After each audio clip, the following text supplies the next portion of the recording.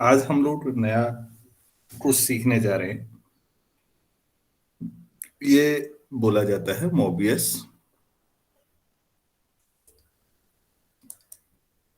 Inversion formula.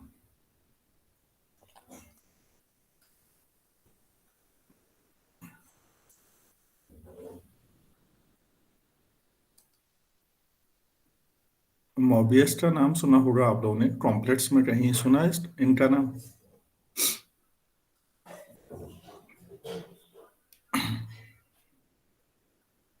Hello.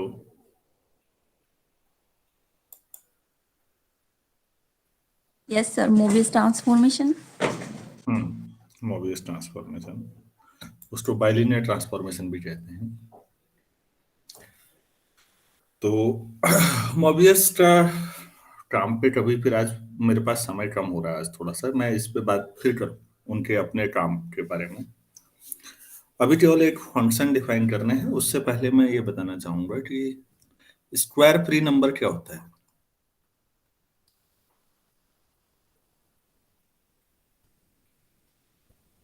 Square free number क्या हुआ, कोई स्टूडेंट बताना चाहेंगे?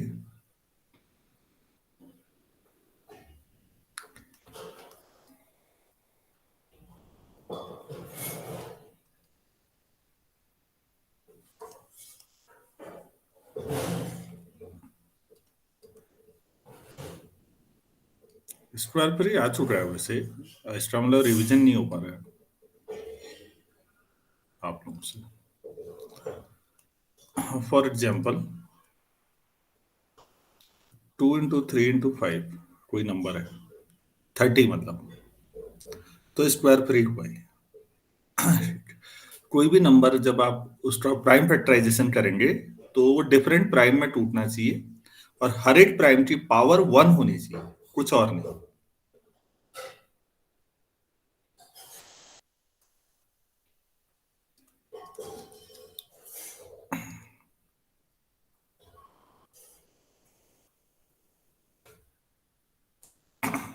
तो बच्चों, स्क्वायर फ्री नंबर कोई और बताएंगे आप लोग? 2 into 3 ले लेते हैं, 6 भी two prime square free prime number हुआ या नहीं हुआ? सर होगा। 10। होगा सर। 10 स्क्वायर फ्री है या नहीं? सर स्क्वायर होगा फ्री ये। है 5 Yes. into 2। अच्छा, 12? सर नहीं है। सर नहीं है। नहीं है, तो 4 into 3 लिखेंगे आप, तो 2 स्क्वायर आ गया ना।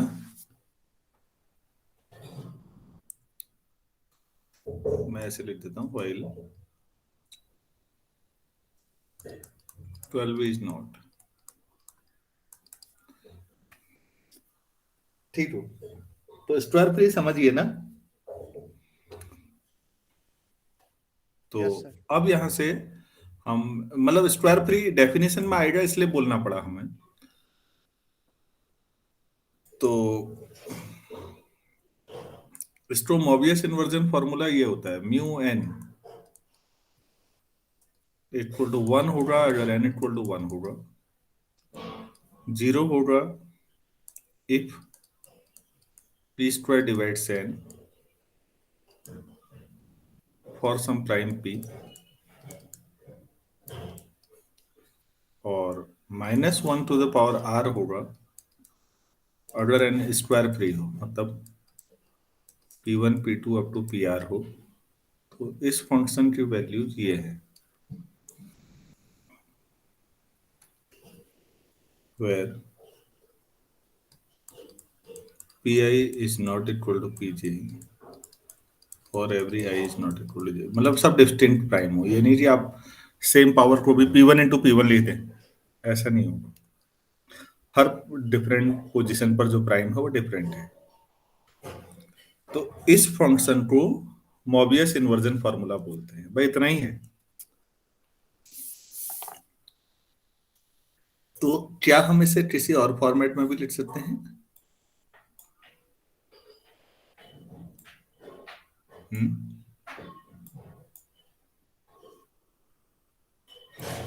सोचिए तो। अगर स्क्वायर फ्री नंबर होगा तो नीचे वाला है, अगर स्क्वायर फ्री नहीं होगा तो म्यू वन कितना होना चाहिए बच्चों, सोचिए।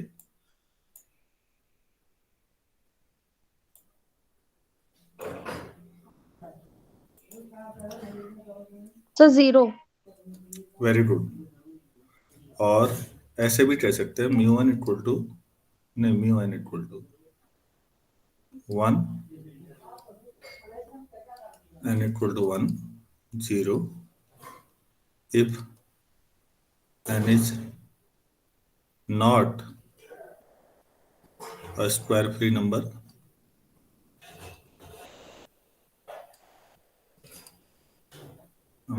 or -1 की power r, if n is a square free number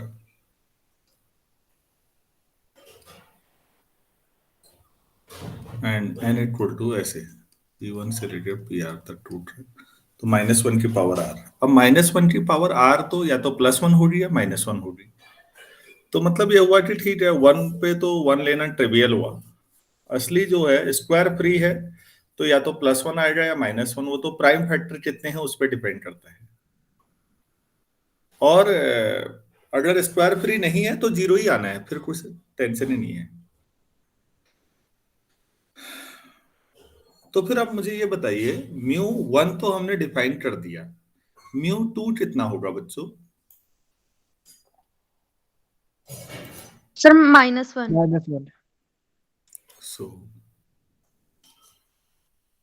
μ2 एक ही फैक्टर हुआ, 2 ही हुआ, तो -1 की पावर 1, कितने प्राइम फैक्टर है तो -1। μ3 कुछ नंबर निकाल के देख लेते हैं। हाँ जी, सर -1। बच्चों μ4, सर 0। 0। Very good. μ5, -1। -1। μ6, सर 1। -1 की पावर 2, क्योंकि 2 इंटू 3, 2 प्राइम में तोड़ा तो +1 हो गया। तो समझ में आया कि किसी नेचुरल नंबर के लिए अगर हम लोग करें तो म्यू आप निकाल सकते हैं, किसी भी नेचुरल नंबर का प्राइम फैक्टराइजेशन करेंगे, उससे ही पता लग जाएगा कि 0 आना है या +-1 आना है। सभी लोग सहमत हैं? Yes sir. Yes sir. अच्छा, अगर p प्राइम होगा तो क्या मैं इन जनरल कोई फॉर्मूला सोच सकता हूं? यस सर, -1 आएगा। Very good. if p is prime, then हाँ भाई, गुड मॉर्निंग यार। हाँ, मैं क्लास चल रही है। ये दूसरी है, जल्दी बोल। मैं फिर करूं कॉल? ठीक, चलो। और p प्राइम है और n, if p is prime, तो अच्छा ये तो लिखा ही नहीं बातचीत में, n भी होगा तो mu of p, mu of n, जो भी कहें आप इसे, आगे कैसे म्यू ऑफ n या म्यू ऑफ p -1 होगा। तो ठीक हो गया। तो मेरे ख्याल से समझ में आ गया होगा कि मोबियस इन्वर्जन फॉर्मूला क्या होता है। सभी लोगों को समझ में आ गया है? होता क्या है ये समझ में आया होगा। आखिर ये बनाने की जरूरत क्या पड़ी, अभी ये समझ नहीं आया होगा। Yes sir. ठीक है, चलिए।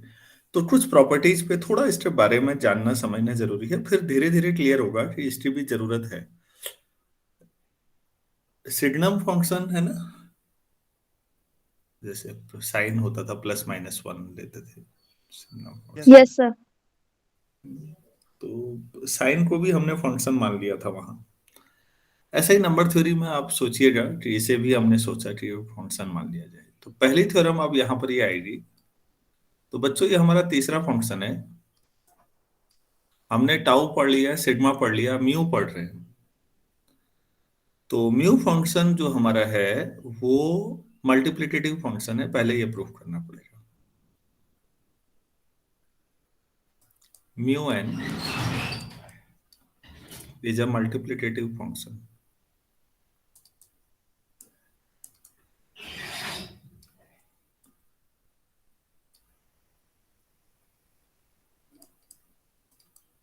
ठीक है, इसको प्रूफ करते हैं।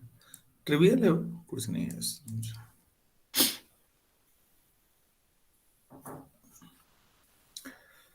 तो हम मान लेते हैं दो नंबर, लेट m और n दो नेचुरल नंबर हैं और रिलेटिवली प्राइम है, such that GCD mn equal to 1।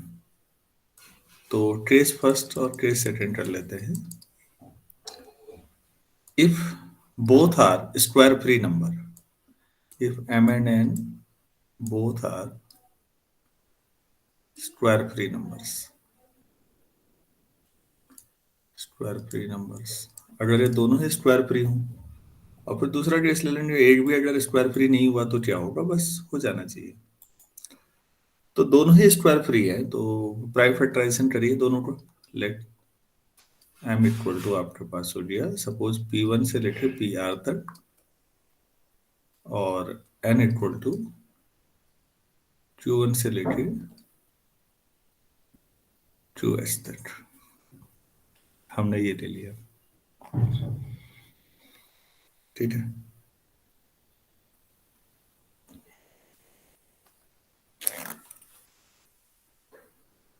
तो फिर म्यू एम कितना होगा, -1 की पावर r, और म्यू एस माइनस -1 की power S. Now m into n, p1 pr q1 qs। ठीक है, यहां पर एक सवाल उठता है बच्चों, दोनों स्क्वायर फ्री नंबर है, ठीक है, लेकिन दोनों का प्राइम फैक्टराइजेशन कर लिया, कई सारे प्राइम m के फैक्टराइजेशन में आए, बहुत सारे प्राइम n के फैक्टराइजेशन में आए, सब एक एक पावर में है। क्या ये पॉसिबल है कि कोई प्राइम एक बार m के भी आ जाए और वो n में भी प्राइम फैक्टराइजेशन में हो जाए? तो यहाँ m इंटू n करते समय किसी प्राइम की स्क्वायर हो जाए पावर, क्या ये संभव है? No sir. mn equal to very good. GCD mn 1 लेने की वजह समझ में आई? यस अगर m और n का जीसीडी 1 है तो कोई भी प्राइम फैक्टर कॉमन नहीं है ना? Yes sir. हाँ, नहीं तो मतलब दिमाग में आ रहा है कि ये पॉसिबल था अगर ऊपर वाली कंडीशन नहीं लेते तो। जैसे मेरे पास एक नंबर ले लेता हूं मैं, 2 इंटू 3 इंटू 5, और n ले लेता हूं 5 इंटू 7 इंटू 11। दोनों ही स्क्वायर फ्री हैं, लेकिन दोनों का जब प्रोडक्ट करेंगे तो क्या वो स्क्वायर फ्री होता? No sir. नहीं होता। लेकिन अगर आप ये शर्त ले लें जीसीडी mn 1, तो फिर आपको ये हटाना पड़ता या नहीं? Yes sir. मतलब दोनों से हटाओ या एक में रखो, एक में हटा दो, चलो कोई बात नहीं, तब भी दोनों में नहीं रख सकते थे अब आप। तो जीसीडी mn 1 होने का मतलब रिलेटिवली प्राइम होने से ये नंबर, वरना ये स्क्वायर फ्री जरूरी नहीं था, लेकिन अभी भी ये, नाउ दिस, मैं ये लिख देता हूं कि ये is again a square free number. ऐसा दावे के साथ हम लिख सकते हैं, सबको क्लियर होना चाहिए, square free number.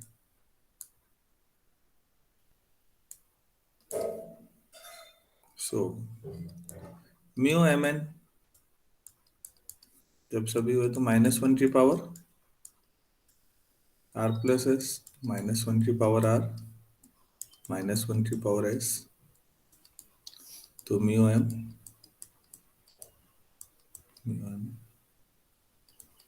Mu mn। सभी लोग सहमत होंगे इसमें? बच्चों वाली बातें हैं, वैसे बहुत छोटी छोटी चीजें प्रूव कर रहे हैं। अब अगर एक भी नंबर स्क्वायर फ्री नहीं है, तब क्या होना चाहिए? केस सेकंड करते हैं।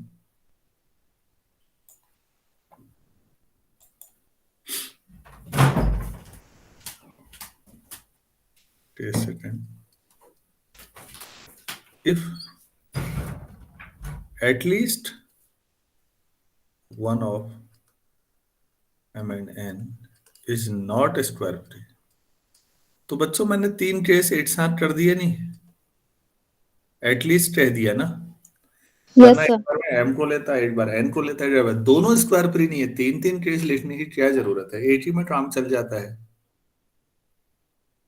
तो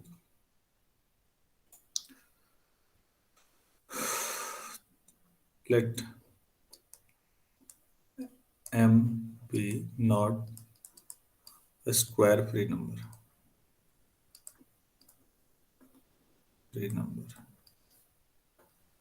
इसका मतलब p स्क्वायर डिवाइड करता है m को और सम प्राइम m, ठीक है ना। तो म्यू ऑफ m क्या हो जाएगा? 0. 0, ठीक। तो अब म्यू ऑफ n कुछ भी हो, तो म्यू ऑफ m और म्यू ऑफ n जो भी होता है वो कुछ भी हो, अगर एक 0 है तो दूसरा कुछ भी हो, क्या फर्क पड़ना है, 0 ही आना है, ठीक है।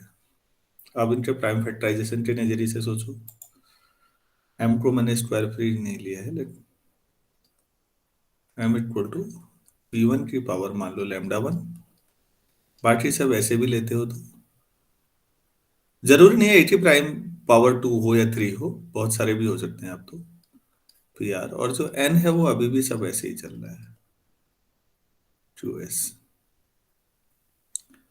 तो m इंटू एन जब करेंगे तो सभी डिफरेंट पावर है, और यहाँ पर ये लिखना पड़ेगा कि लैम्डा जो है λ1 तो 2 या उससे ज्यादा है, तभी तो स्क्वायर फ्री नहीं हुआ।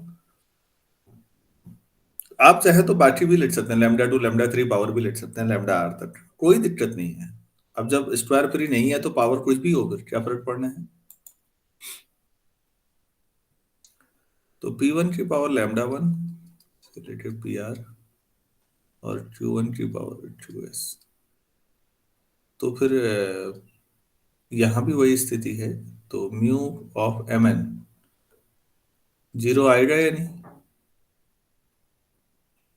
Yes, sir. क्यों? क्योंकि λ1 जब 2 होगा तो ये mn को डिवाइड कर रहा है ना, mn का फैक्टर है तो डिवाइड करेगा। बच्चों ये लाइन क्लियर हुई सबको? Yes, sir. हो गया फिर, म्यू mn 0 है, म्यू n भी 0 है, तो बराबर ही हो गई। तो यहाँ भी मल्टीप्लिकेटिव है। अब इसके जो बाकी केस हैं कि साहब नहीं m तो ठीक है लेकिन n स्क्वायर फ्री है, उसे करने की, या दोनों ही स्क्वायर फ्री नहीं है उन्हें करने की जरूरत तो नहीं है ना। No, sir. हाँ, मतलब इसी से काम चल जाना है। hence in general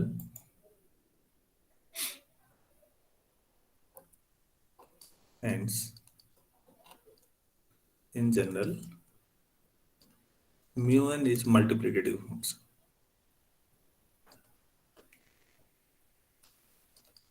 multiplicative function।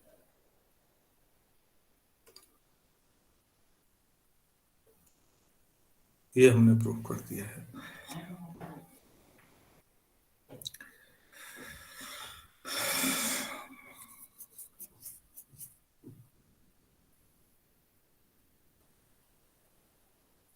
अच्छा,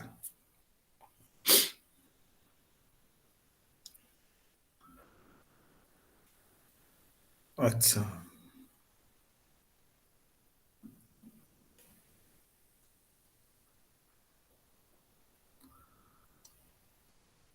एक नया सवाल है काफी अच्छा। अब ये बटन साहब जब लिखते हैं ना तो ये इंटरेक्टिव वे में लिखते हैं चीजों को। इंटरेक्टिव मतलब होता है जैसे बातचीत जैसी चल रही होती है, चलो अब ऐसा ले लेते हैं, ऐसा हो जाता है। अब हम लोगों को चाहिए होता है क्वेश्चन थ्योरम फॉर्मेट पूरा।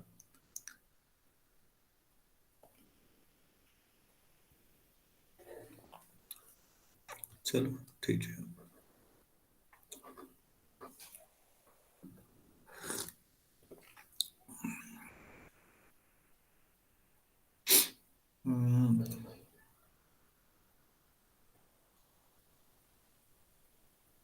if n greater than equal to 1, prove that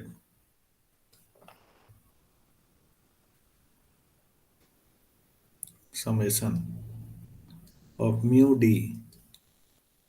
divides n equal to 1 n equal to 1 0 अगर n 1 से बड़ा है।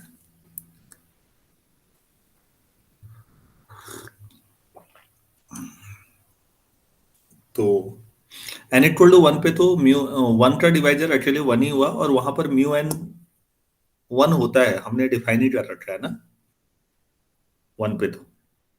Yes, sir.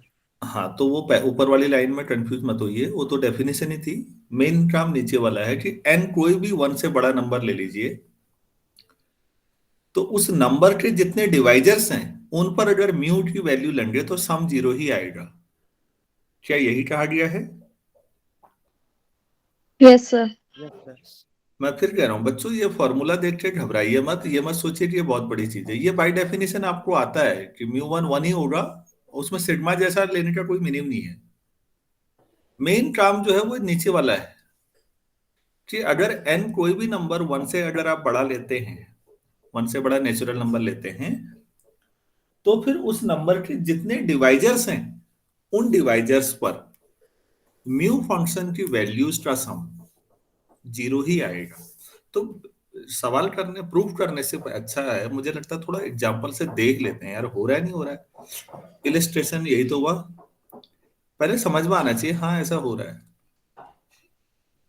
इलिस्ट्रेशन समझ का मतलब समझ में आता है, चीजें सरल तरीके से समझाई जाती हैं। जैसे छोटे बच्चों की जब किताबें होती है तो वहां चित्र बनाए जाते हैं, क्योंकि बच्चों को पिक्टोरियल वे में समझ में आता है, चित्र देख के समझ में आता है। आप लोग जहां हैं वहां चित्र बनाने की जरूरत तो नहीं है, लेकिन हाँ एग्जाम्पल से बात समझाने की जरूरत है।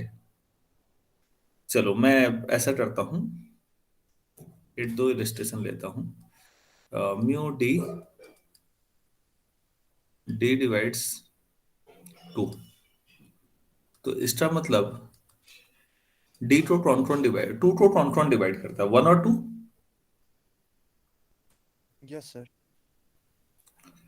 तो म्यू 1 कितना है 1. और म्यू 2 अभी प्राइम में आपने बात की थी, ठीक है। प्राइम में तो यही होगा ना, 3 में भी यही होगा, फिर 1 और 3। Yes, sir. Yes. 4 में देखते हैं यार,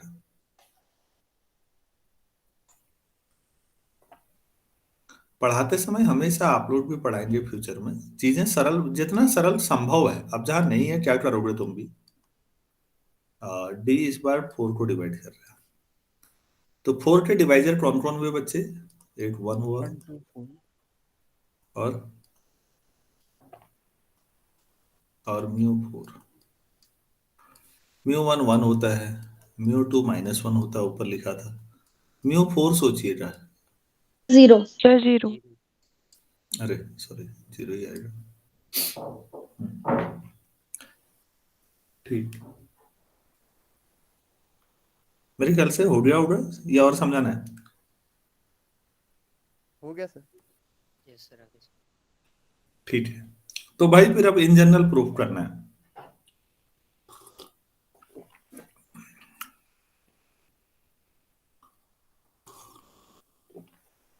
ऐसा करते हैं ना, इसमें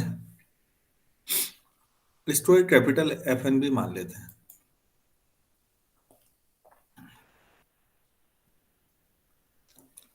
ऐसा मान लो अगर म्यू मल्टीप्लिकेटिव है तो म्यू एन, तो म्यू डी का समेशन, जहां डी जो है एन के सब डिवाइजर है, इन सब पे समेशन मतलब कैपिटल एफ एन भी मल्टीप्लिकेटिव होता है, ऐसा पढ़ा है हमने। Yes, sir. Yes, sir. कोई फंक्शन तो हमें इसको ना, अब इन जनरल अगर माना यही सवाल आया केवल, तो हम ये थोड़ी कहेंगे कि हमने पीछे पढ़ा है, तो आप 2 स्टेप में करेंगे उसे। मैं केवल अब सॉल्यूशन बता रहा हूँ आपको, इलिस्ट्रेशन समझा दिया मैंने। सॉल्यूशन में स्टेप 1 में अभी नहीं कर रहा हूँ, लेकिन बता दे रहा हूँ कि एग्जाम में आप क्या करेंगे। नहीं सेंस नहीं,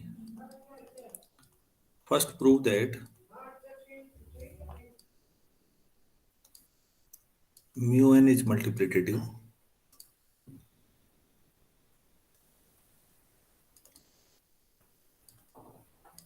and then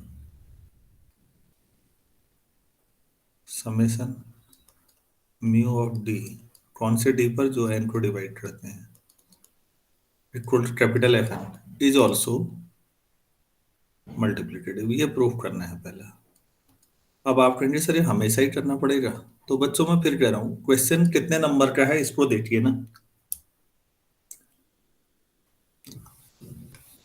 सबसे बड़ा क्वेश्चन है जो 10 नंबर 15 नंबर जो भी आता है, तो हर चीज करनी चाहिए। छोटा है 2-3 नंबर का, 5 नंबर का, तो कुछ चीजें लिख के भी काम चलाया जा सकता है, ठीक है, वी नो दैट दिस। वैसे भी आपके गुरुजी लोगों ने कॉपी ना चेक करने की कसम खाई है। बहुत रेयर लोग होंगे जो आंख देखते होंगे ढंग से कि क्या लिखा है, तब नंबर देते होंगे।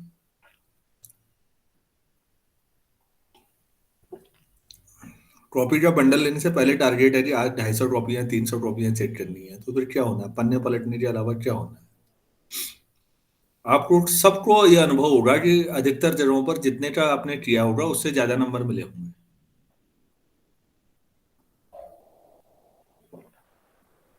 बहुत कम होंगे जो मानते होंगे कि कभी ऐसा भी हुआ है कि जितने का किया उससे काफी कम दे दिए। Yes, sir. सर तो दोनों हुए हैं। नहीं, अब वो तो हमारे जैसों के हाथ पड़े हो गए कई, तो क्योंकि हल्द्वानी वालों की कॉपियां मैंने बहुत चेक की हैं, तो पनिशमेंट काफी मिला है बेचारों को। दोराहाट वाले हमेशा बच रहे हैं मुझसे, क्योंकि अब वो मेरे टीम में जो होगा ना, अब बुमराह के खिलाफ किसको खेलना पड़ेगा, जो अपोजिट टीम में होगा, वाली स्थिति है। तो ये बदकिस्मती है। मेरा मानना है कि मूल्यांकन होना चाहिए ईमानदारी से। जिस बच्चे ने अच्छा काम किया है उसको रिवार्ड मिलना चाहिए, जिसने नहीं किया उसको पनिशमेंट भी मिलना चाहिए। लेकिन पनिशमेंट तो तब मिलेगा ना बेटा जब टीचर ने पढ़ाया हो और बच्चे ने ना पढ़ा हो। पनिशमेंट कैसे दे सकते हो बच्चों को भी जब उन्हें पढ़ाया ना गया हो तो, या जो पढ़ाया गया हो ना पढ़ाने के बराबर हो तो। ये दिक्कत आ गई है सिस्टम में।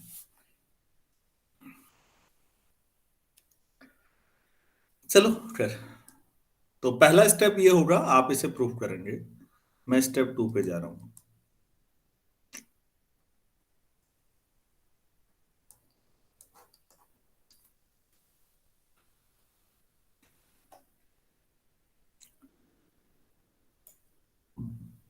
ध्यान से देखिए, हमें क्या, n अगर 1 से बड़ा है तो हमें 0 लाना है, ये fn, ठीक। मैं क्या करता हूं, मल्टीप्लिकेटिवनेस की मदद से एक पार्ट में भी ऐसा कर पाया तो पूरा काम हो जाएगा।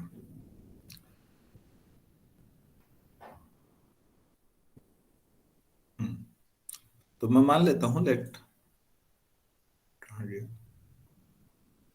जो n है वो p1 की पावर k1 से लेके pr की पावर kr है, ठीक। हम केवल एक पे टेस्ट चेक कर लें तो हो गया। मल्टीप्लिकेटिव का यही तो फायदा है। वी फर्स्ट कैलकुलेट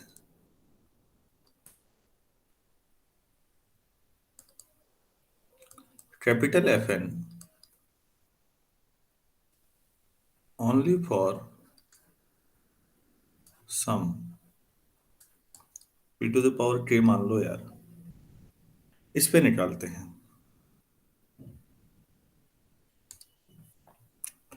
अच्छा, FN आपने अभी डिफाइन किया है, तो p की पावर k के जितने डिवाइजर हैं, so capital F of p to the power k का मतलब क्या हुआ बच्चों, जो हमने डिफाइन किया उस हिसाब से म्यू ऑफ d, और d किसको डिवाइड कर रहा है, n को। n क्या है, p की पावर k। तो p की पावर k के डिवाइजर क्या होते हैं, लिख देता हूं, since divisors of p to the power k r 1 p p square p to the power k. सो इन जगहों पर निकालना है.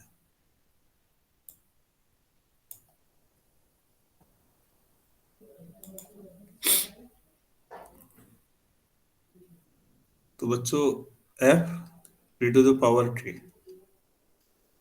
क्या होगा बताइए. Mu 1 plus mu p plus mu p square plus and so on plus mu p to the power k. कितना मिला mu 1. One. ये कितना मिलेगा My Minus किसी भी one. माइनस किसी भी प्राइम पर p स्क्वायर पर. 0. फिर आगे जब p स्क्वायर से ज्यादा मिलेगा ना. अरे ये -1 यार. हाँ सॉरी सॉरी सॉरी. तो बहरहाल फाइनली ये 0 हो जाएगा. Yes, sir. Yes, Sir. sir.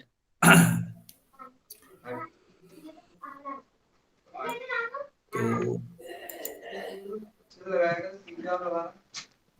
Now and अगर आपके पास p1 की पावर k1 है और pr की पावर kr है and capital F is multiplicative है. आपने पहले स्टेप में कर रखा है कि ये मल्टीप्लिकेटिव है. Then capital F of n capital F of p1 की पावर k1 से लेके pr की पावर kr और आप इसे अलग अलग कर ले. p1 की power k1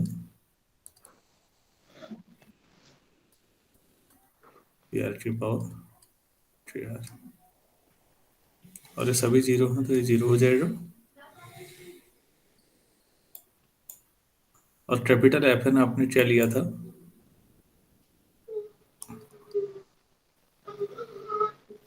summation mu of D divides n और आपने ये भी लिया कि n 1 से बड़ा है तो ये 0 आ गया. अच्छा बाय डेफिनेशन म्यू 1 कितना है 1 है.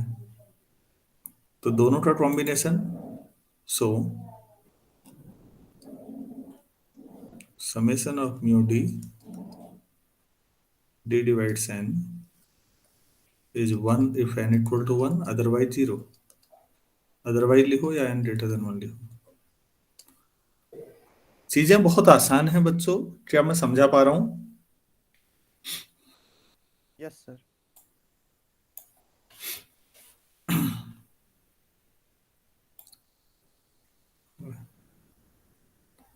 ये था हमारे पास क्वेश्चन. अगर n 1 से बड़ा है तो ऐसा होगा.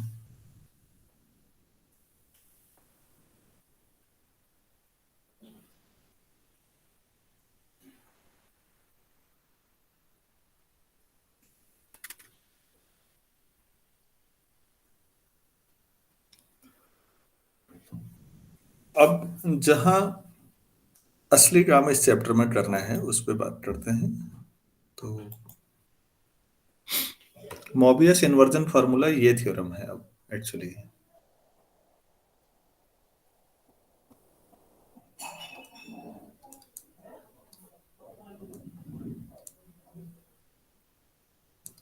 Inversion formula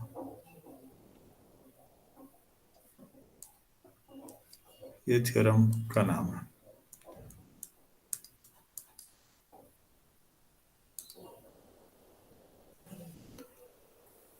late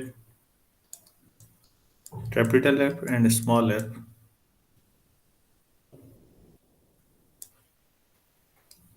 be two number theoretic functions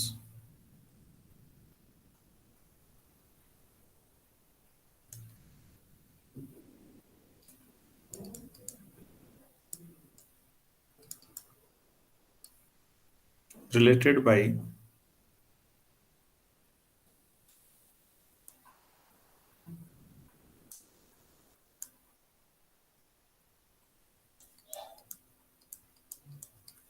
capital N equal to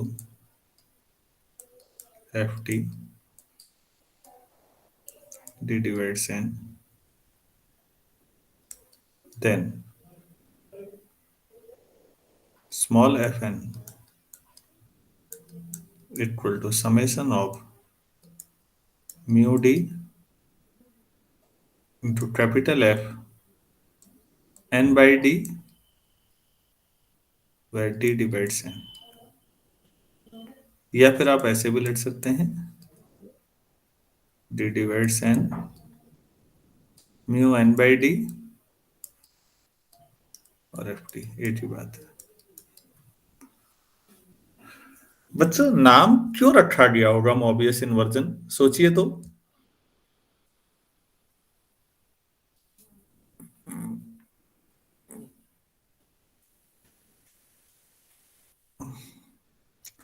आप लोग जब एक मल्टीप्लिकेटिव फंक्शन लेते हैं एफ स्मॉल एफ, अभी म्यू लिया था और उसके बाद कैपिटल एफ डिफाइन किया था या नहीं? Yes sir. पीछे किया था ना अभी कैपिटल एफ। तो दिमाग में आया होगा कि स्मॉल एफ से आप कैपिटल एफ ला रहे हैं, तो क्या उल्टा कर सकते हैं? ये दिमाग में आया होगा कि क्या स्मॉल एफ की वैल्यू निकाल सकते हैं कैपिटल एफ की टर्म में? तो उसका आंसर है, तभी इन्वर्जन फॉर्मूला है। क्या मैं समझा पाया? आपके पास दो डिफरेंट नंबर थ्योरेटिक फंक्शन है, दोनों मल्टीप्लिकेटिव हैं और इस तरह से जुड़े हुए हैं कि एक फंक्शन दूसरे का समेशन है। तो क्या हम दूसरे फंक्शन को पहले फंक्शन की फॉर्म में ला सकते हैं? ये मोबियस ने काम किया था और इसके लिए उसने म्यू फंक्शन पहले डिफाइन किया, पहले म्यू समझाया। म्यू क्या है? प्लस माइनस लाना है और कुछ जगहों पर जीरो। बच्चों एक्चुअल प्रॉब्लम समझ में आई? क्या क्या सोचा होगा लोगों ने? Yes sir. इन्वर्जन करना था, म्यू उस इन्वर्जन के लिए एक छोटा सा टूल था। ठीक है, एक आध पहले इलस्ट्रेशन करते हैं, चीजें थोड़ा बेहतर समझ में आ जाएंगी।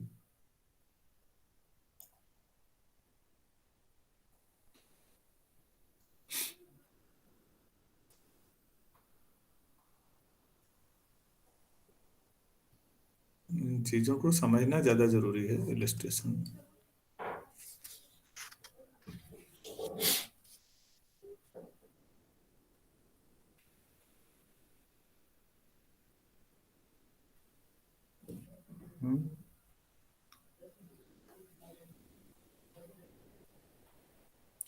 कुछ छोटा सा नंबर लें यार, ये तो कुछ अंदाज ही नहीं आ रहा है। n इक्वल टू 10 ले लें।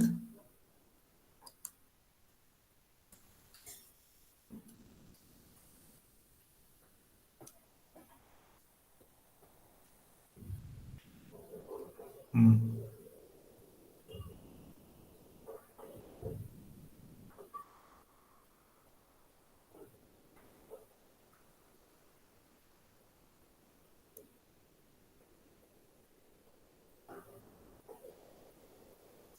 करेंगे कैसे हम? स्मॉल एफ भी तो सर पहले कैपिटल एफ और स्मॉल एफ भी डिफाइन करना पड़ेगा, फिर हम चेक करेंगे।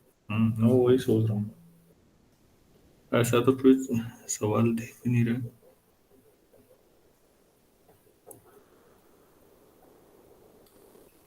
इन्होंने तो यह है कि म्यू की फॉर्म में बाद में इन्होंने म्यू की ही फॉर्म में सिग्मा और टाउ को भी डिफाइन किया है। और एक्सरसाइज में देखो तो एक नया फंक्शन डिफाइन किया है। इस आदमी का नाम सुना था? LIOUVILLES, कहीं पढ़ा? Yes sir. क्या कहते हैं इसको हम लोग?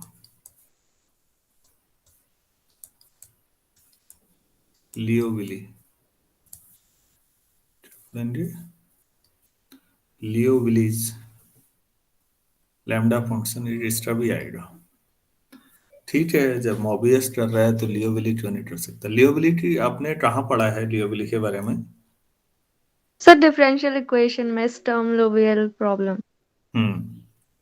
Sturm Liouville problem differential equation में है लियोविली का काम। और किसी स्टूडेंट ने और पढ़ा है?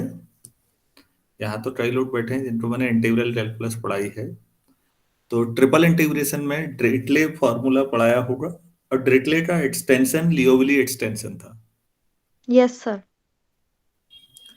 तीसरा, कॉम्प्लेक्स एनालिसिस अगर आपने पढ़ी है तो एंटायर फंक्शन कोई आप लेते हैं, एंटायर मतलब जो पूरे कॉम्प्लेक्स प्लेन में हर जगह एनालिटिक होता है, नाम से क्लियर है, एंटायर मतलब संपूर्ण होता है। तो आपने उसके बारे में पढ़ा होगा कि वो क्या होता है, जो एंटायर फंक्शन है, कांस्टेंट। तो आप दो जगहों पर वैल्यू ले देते हैं फंक्शन की, सपोज एक जेड इक्वल टू ए पर, एक दूसरी जेड इक्वल टू बी पर, और अब फंक्शन की वैल्यू एफ जेड जो था वो हो गया एफ ए और एफ बी। अगर आपने ये प्रूव कर दिया कि F A equal to F B, तो इसका मतलब आपने कोई दो आर्बिट्रेरी पॉइंट लिए, उन पॉइंट्स पे वैल्यू सेम है। इसका मतलब मैं कोई भी दो आर्बिट्रेरी लो, सब जो सेम है, तो क्या साबित नहीं हुआ कि फंक्शन कांस्टेंट है? कॉम्प्लेक्स प्लेन में अगर आप कहीं भी कोई भी दो पॉइंट पे वैल्यू सेम दिखा दे रहे हैं, वो दो पॉइंट तो आपने आर्बिट्रेरी वे में चूज किए हैं। इसका मतलब कोई भी दो पॉइंट लीजिए कहीं भी, वैल्यू सेम आएगी, फिर अगले दो ले लीजिए, फिर सेम आएगी, सब जो सेम आ गई, तो फंक्शन कांस्टेंट हुआ या नहीं हुआ? बहुत इंपॉर्टेंट थ्योरम है लियोविली कॉम्प्लेक्स में, जो वास्तविक ठोस ट्राम है वो वही जो सबसे अंदर दिखता है एंटायर फंक्शन के लिए। उसको सभी लोग पढ़िएगा कॉम्प्लेक्स में लियोविली को। तो डिफाइन अपने मन से कैसे करें, वो तो स्मॉल एफ और capital F in general function है ना, सिग्मा टाउ में तो दिखा सकता हूं मैं, वो इलिस्ट्रेशन हुए वो तो खाली, और उल्टा भी करना है तो जो बेहतर थ्योरम ही करते हैं, लेकिन थ्योरम के लिए 9-18 हो रहा है भाई, संभव नहीं है मेरे ख्याल से।